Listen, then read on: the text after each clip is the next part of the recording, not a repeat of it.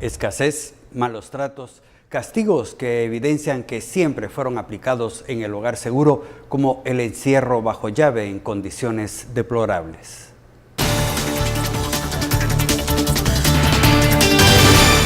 No sabes cuánto te quiero y te quiero mucho.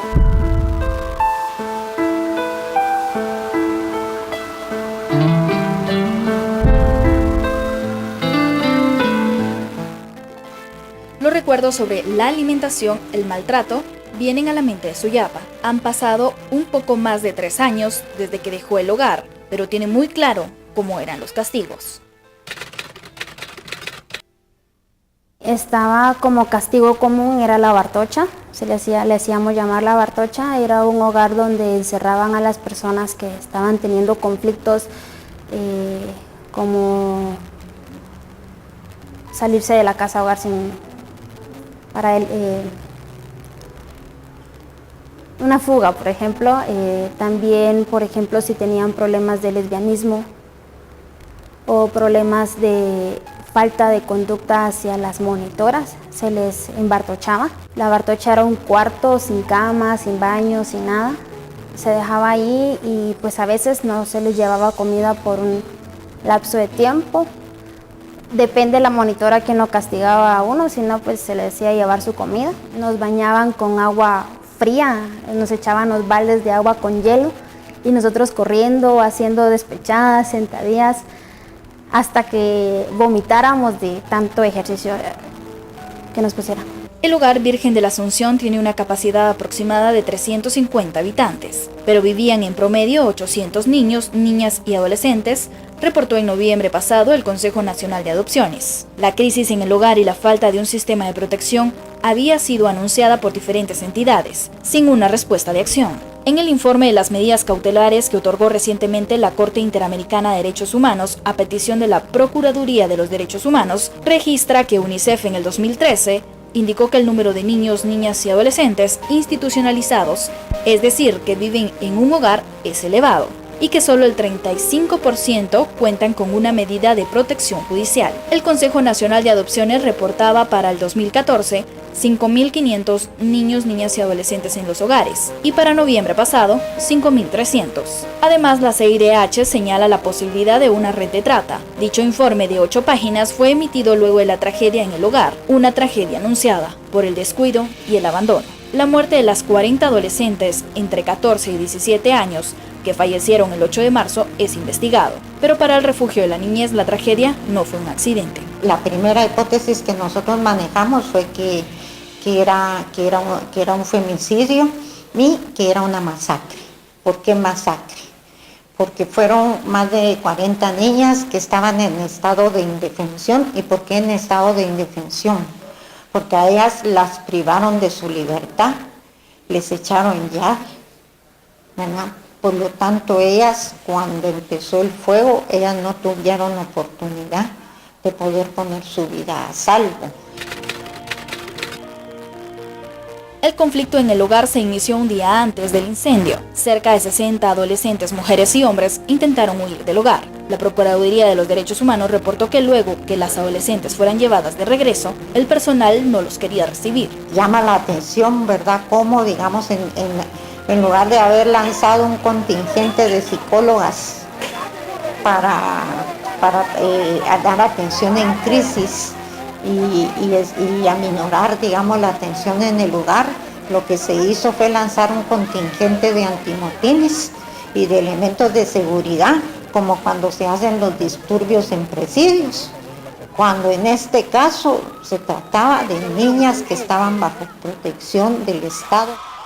Suyapa, de 21 años, indica que hubiera preferido vivir en la calle que en el hogar. A mi punto de vista sería mejor estar en la calle, porque primero encontraríamos una oportunidad diferente, ya sea de trabajo o una mejor vivienda, o a estar sometida a los maltratos y castigos que se nos estaba implicando o impartiendo en este lugar. Como también pues la alimentación es otra cosa, pues que me imagino que en la calle podríamos encontrar mejor alimentación. Relata parte de la escasez en la que vivían. A veces nos quedábamos así como que con 2 bloomer, era poner, lavar y esconderlo donde sea para que se secara, y al día siguiente cambiarnos y así. Debido a la cantidad de niños, niñas y adolescentes, recuerda que daban menos raciones de comida. En ese portón, recuerdo que cuando yo estaba, había gente que venía y por bolsitas nos pasaban tortillas o apachaban el pan y nos lo pasaban por las ranuras del portón. Y coman, porque yo sé que ahí adentro no les dan comer, nos decían las personas que nos dejaban la comida. Pero la escasez en los hogares de la Secretaría de Bienestar Social no refleja lo que tienen por presupuesto asignado. O sea, realmente la Secretaría, a comparación de PGN, de la Alerta Alba Kenneth, del Consejo Nacional de Adopciones, recibe un presupuesto bastante alto. Supera los 250 millones de quetzales y todos nos preguntamos qué pasa con ese dinero, porque si vemos las condiciones en que están los niños, que ni siquiera ropa tienen, ¿verdad? Usted dice, bueno, ¿para dónde se va el dinero? Porque ese es otro aspecto, ¿verdad? Además, Cruz señala como histórica la ineficacia de los gobiernos para atender a la niñez y realmente dar un sistema de protección. En la actualidad, ineficacia persistente en la atención de los familiares de las víctimas y los niños, niñas y adolescentes que continúan bajo la tutela del Estado. En el país, el 91% de los hogares privados y estatales no cumplen con los estándares mínimos de atención a la niñez y adolescencia, indicó la CIDH en su informe.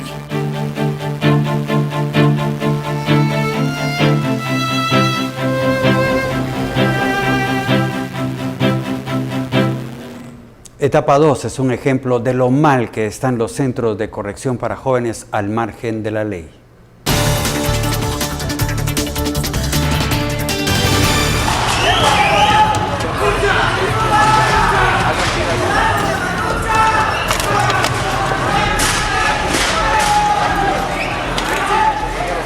De esta forma se puede describir el infierno que vivieron los monitores que fueron tomados de rehenes por pandilleros del barrio 18 en el correccional Etapa 2. Los mareros confinados en ese lugar por crímenes se enfrentaron con todo lo que pudieron a las autoridades de la policía. El objetivo era asesinar a los monitores que retenían por la fuerza y aprovecharon para pedir al gobierno diversas exigencias. Queremos a nuestros gomis porque la verdad no queremos que los quemen.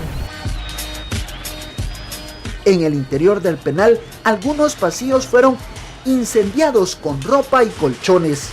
Los pandilleros afirmaban con gritos que la policía no los iba a controlar. La línea de investigación destaca que este motín sangriento que cobró la vida de 4 monitores que se encontraban como rehenes fue ordenado por los líderes y jefes de pandillas que fueron trasladados a la cárcel El Infiernito. Lales, estoy bien, solo solicitamos ahí que se cumpla el diálogo, que lo que ellos están pidiendo, porque si no... Ya no salimos vivos de aquí.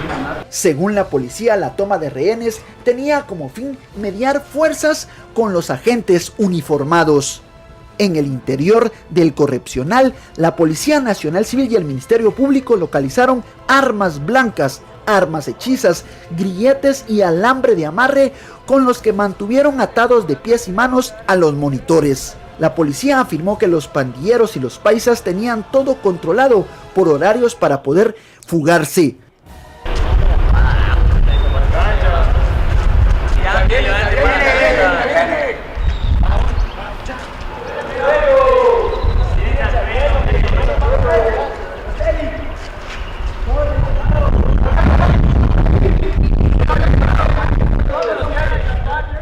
Algunos de los choros afirmaban que ya eran mayores de edad y que estaban cansados de ser tratados como menores por los monitores. Los agentes a cada momento recibían información vía radio de los propios pandilleros que se habían apoderado de los radios de los monitores.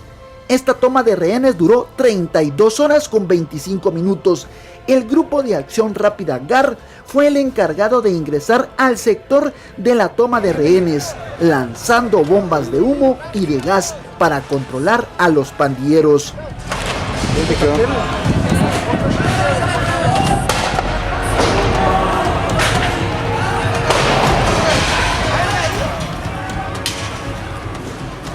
Para los expertos en temas de pandillas y reclusos, estos motines sangrientos vienen a evidenciar cómo los reos mantienen el control de las prisiones que se han convertido en bombas de tiempo, que poco a poco se van detonando sin que las fuerzas de seguridad y las autoridades de bienestar social tengan planes rápidos para evitar hechos armados que cobran vidas humanas.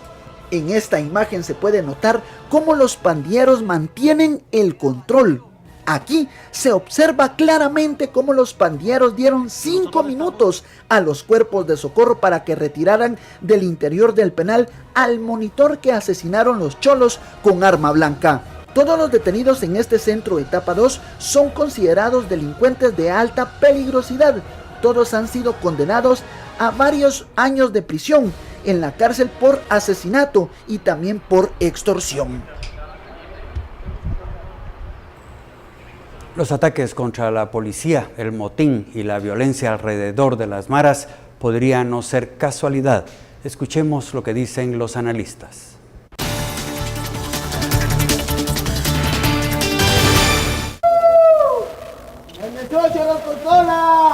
Los últimos acontecimientos de violencia generados por la pandilla del barrio 18 alarmaron a la población, además de dejar la pérdida irreparable de monitores y agentes de la Policía Nacional Civil que fueron asesinados. Pero estos ataques podrían no ser simplemente una manifestación de los integrantes de la Mara, sino que también podría existir un nivel de inteligencia que podría estar utilizando a las maras, explica Renzo Rosales, analista político. Las maras tienen una capacidad de fuego muy alta, una capacidad organizativa, de logística, de movilización igualmente muy creciente. Lo que puede estar en duda es su capacidad estratégica, la capacidad de armar este tipo de escenarios. Uno puede encontrar que hay otras manos, ya no necesariamente los mismos integrantes de las pandillas, sino manos que tienen bastante más conocimiento en términos de inteligencia y en términos de contrainteligencia. Para José Alfredo Calderón, los ataques contra la policía evidencia una estrategia de inteligencia tipo militar. Media docena de comisarías, armas largas. Hay indicios muy claros de una logística militar muy precisa. Nadie puede atacar simultáneamente media docena de comisarías si no tiene una planificación y una logística de tipo militar. Otra de las voces consultadas señala que las maras son en la actualidad uno de los peligros principales de la seguridad de los guatemaltecos. Edgar Gutiérrez explica que las maras podrían compararse con materia inflamable. Entre más violencia y malos tratos reciban, más violentos reaccionan. Explica que en la historia del país entre el 2004 y el 2006 dejó una lección, debido a que en esos años hubo una limpieza social que tuvieron los siguientes resultados. Que los irreconciliables enemigos, que eran Barrio 18 y Salvatrucha, se unieron, hicieron un frente común ante la amenaza, que la expectativa de vida de los líderes de las clicas se elevó de 21 o 23 años a 29, 30 años. Las estimaciones que nosotros hacíamos hace 3, 4 años, solo transporte, es 1 millón de quetzales al día, 360 millones de quetzales al año. Para ninguno de los tres analistas, escapa que la problemática de las maras se debe a la falta de educación y condiciones de protección de la niñez y adolescencia, como lo explicó la coordinadora residente del Sistema de Naciones Unidas. En el 2011 se publicó un informe acá en Guatemala sobre la situación de alrededor de 10.000 jóvenes que estaban en situación de marginalidad, que vinculándose con las pandillas.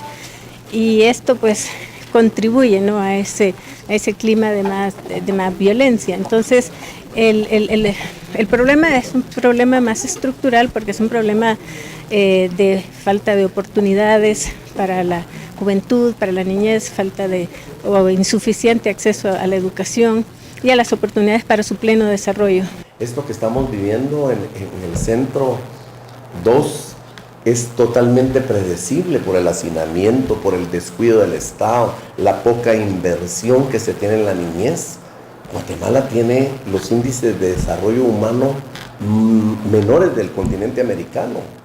Salvo Haití, tenemos los peores índices. Los tres coincidieron que debe ser una investigación la que determine si los ataques violentos son producto de la instrumentalización de las maras.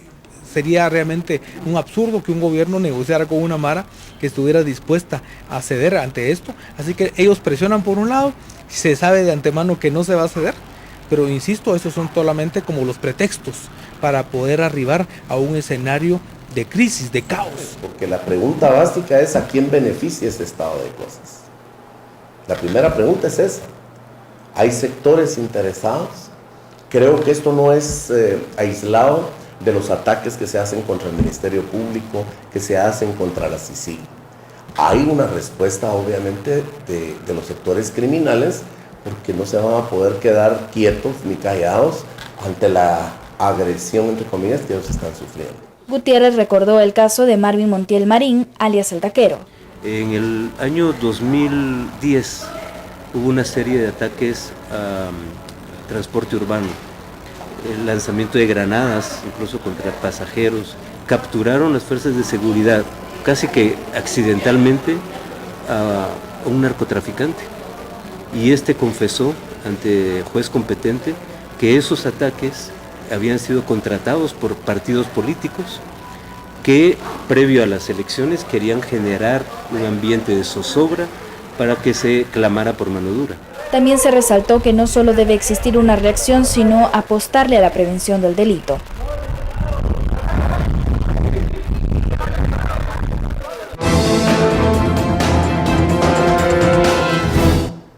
Lo que vimos en las últimas semanas parece formar parte de un plan que aún no alcanzamos a vislumbrar con sus alcances y consecuencias. Hay algo más allá de los ataques de mareros a la policía. Parece un plan orquestado por mentes bien preparadas en este tipo de acciones que buscan desviar la atención de otros temas que preocupan y nos afectan. O si quieren, se trata de la venganza de los jefes del barrio 18 enviados al infiernito y que a través de su líder, el Smurf, amenazó y advirtió de lo que pasó estos días. Son dos escenarios los que planteo. El primero, que a esos jóvenes se les dio armas de grueso calibre, se les organizó, se les impulsó a acciones un tanto suicidas y se aprovechó de que son pequeños guerreros del mal acostumbrados a matar pilotos y pasajeros. Esta percepción de que atrás de estos hechos está un grupo inteligente, acostumbrado a manejar a las maras cuando lo necesitan, se acrecienta por los niveles de organización y planificación de los 9 ataques sincronizados que realizaron.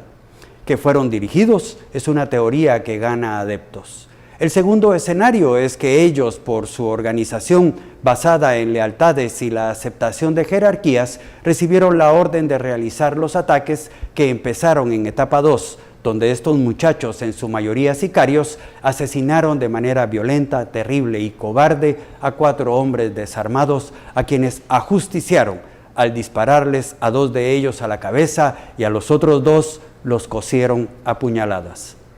Sea cual sea la realidad de lo que hoy estamos abordando, es necesario que se haga una profunda reflexión sobre lo que ocurre en Guatemala. No puede ser posible que esta violencia sea aún peor de la que se vivió con el conflicto armado interno.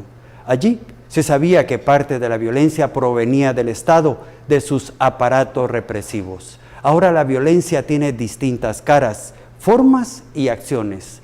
Lo peor es la utilización de niños, que se convirtió en algo normal. Son niños, pero ya tienen 1 o más muertes en sus manos. Pueden ser hombres o mujeres, eso ya no tiene importancia. Los culpables son muchos, al venir esta crisis desde años atrás. Y si hay que señalar a alguien, serían esos gobiernos que se hicieron los desatendidos o bien aplicaron medidas cosméticas que nunca se dirigieron a la raíz del problema. Se puede decir cualquier cosa. La realidad es que la pobreza, la miseria, la falta de oportunidades, el desempleo, el hacinamiento en hogares de familias sin recursos, la falta de políticas públicas para fortalecer la salud, la educación, la inversión y 1 millón de etcéteras más, llevan a grandes núcleos de la sociedad a sentirse alejados del desarrollo y del bienestar. En ese caldo de cultivo es fácil ser cooptado por las distintas maras y pandillas donde los niños y los jóvenes encuentran la atención que el Estado les niega. Estos días fuimos testigos de esa situación que durante años se incubó sin que ninguna institución del Estado hiciera algo real y tangible por solucionar.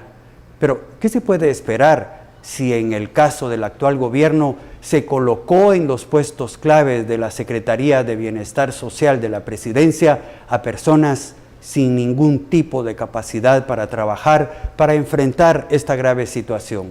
El peor ejemplo es que nombraron como directora de recursos humanos de esa institución a una maquillista profesional que entre sus principales clientes tenía a la esposa de Jimmy Morales.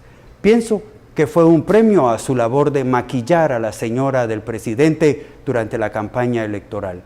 Y agrego lo siguiente: ella nombró personas en esa institución que, imagínense qué capacidad tienen si ella carecía de atributos para el puesto. Así que en este tema no veo una salida inmediata.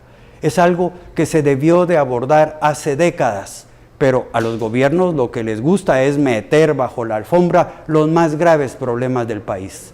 Algo que seguimos viendo hoy en día.